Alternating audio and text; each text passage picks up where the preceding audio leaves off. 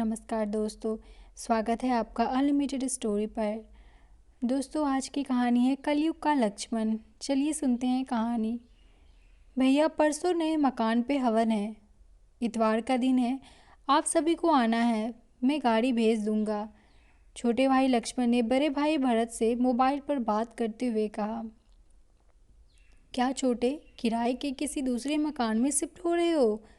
नहीं भैया, ये अपना मकान है, किराए का नहीं। अपना मकान? भरपूर आश्चर्य के साथ भरत के मुंह से निकला। छोटी, तूने बताया भी नहीं, तूने अपना मकान ले लिया है। बस भैया, कहते हुए लक्ष्मण ने फ़ोन काट दिया। अपना मकान, बस भैया, ये शब्द भरत के दिमाग में हथौड़ी की तरह बज रहे थे। भरत और लक्ष्मण दो सगे भाई, और उन दोनों में उम्र का अंतर था करीब 15 साल। लक्ष्मण जब करीब 7 साल का था तभी उनके माँ बाप की एक दुर्घटना में मौत हो गई। अब लक्ष्मण के पालन पोषण की सारी जिम्मेदारी भरत पर थी। इस चक्कर में उसने जल्द ही शादी कर ली कि जिससे लक्ष्मण की देखरेख ठीक से हो जाए।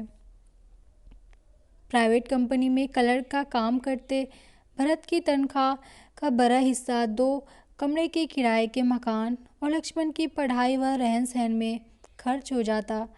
इस चक्कर में शादी के कई साल बाद तक भी भरत ने बच्चे पैदा नहीं किए। जितना बड़ा परिवार उतना ज़्यादा खर्चा।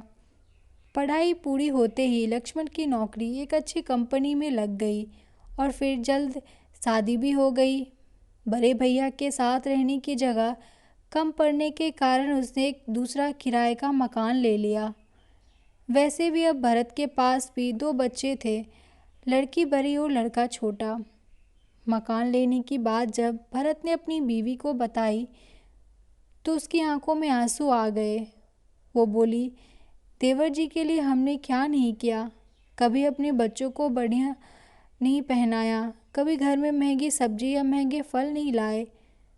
दुख इस बात का नहीं कि उन्होंने अपना मकान ले लिया, दुख इस बात का है कि यह बात उन्होंने हमसे छिपा कर रखी।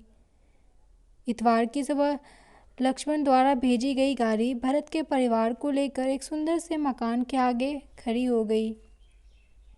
मकान को देखकर भरत के मन में एक हुक सी उठी। मकान बाहर से जितना सुंदर था, अंदर उससे भी ज़्यादा सुंदर। हर तरह की सुख सुविधा का पूरा इंतज़ाम।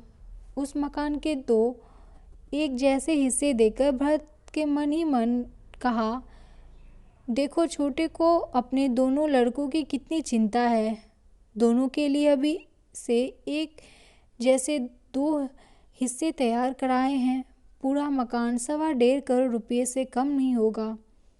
और एक मैं, जिसके पास जवान बेटी की शादी के लिए 1-2 लाख रुपए का इंतज़ाम भी नहीं है। मकान देखते समय भरत की आंखों में आंसू थे, जिन्हें उन्होंने बड़ी मुश्किल से बाहर आने से रोका। तभी पंडित जी ने आवाज़ लगाई, हवन का समय हो रहा है। मकान के स्वामी हवन के लिए अग्निकुंड के सामने बैठे। लक्ष्मण के दोस्तों ने कहा, पंडित जी तुम्हें बुला रहे हैं। यह सुन लक्ष्मण बोले, इस मकान का स्वामी मैं अकेला नहीं, मेरे बड़े भाई भरत भी है। आज मैं जो भी हूँ सिर्फ और सिर्फ इनकी बदौलत। इस मकान के 2 हिस्से हैं, एक उनका और एक मेरा। हवन कुंड के सामने बैठते समय लक्ष्मण ने भरत के कान में फुसफुसाते हुए कहा, भैया, बिटिया की शादी की चिंता बिल्कुल न करना, उसकी शादी हम दोनों मिलकर करेंगे। पूरे हवन के दौरान भरत अपनी आंखों से बहते पानी को पोंछ रहा था, जबकि हवन के अग्नि में धुएं का नामो निशान न था। तो दोस्तों, ये थी आज की कहानी। आशा करती हूँ आपको पसंद आई। धन्यवाद।